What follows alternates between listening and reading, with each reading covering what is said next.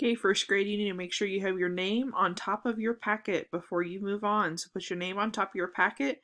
If you need to, pause the video and then press play when you're ready. Okay, there are 7 dragonflies sitting on a flower. Okay, 2 of them fly away. How many dragonflies are left on the flower? Okay, so you're going to do 7, take away 2. So if I have 7 and I take away 2, I'm going to cross these 2 out right here. Take away 2. I have how many left? 1, 2, 3, 4, 5. You're going to put a 5 down here at the bottom for 5 dragonflies left. Alright.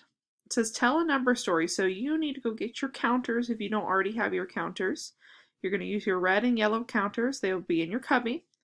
Pause your video if you need to go to your cubby and get your counters. Alright. How many birds are left in the bath? Okay.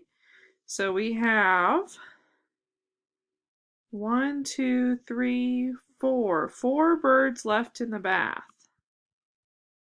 Okay.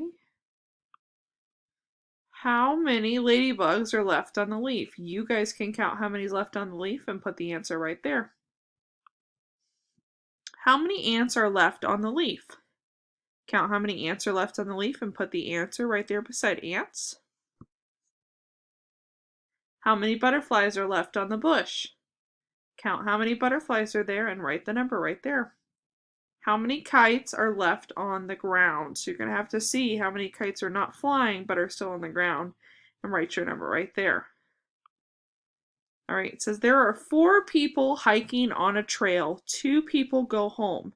How many people are left? So start with 4 counters and then move 2 of them away. How many people are left? Put your answer right there. There are 8 bees near the hive. 3 bees fly away. How many bees are left? So you can see right here, you're only going to count this bundle right here, and that's how many bees are left. Okay, go ahead and put an X right here. Bring me your packet so I can check it, and if it is good, you may start on your homework.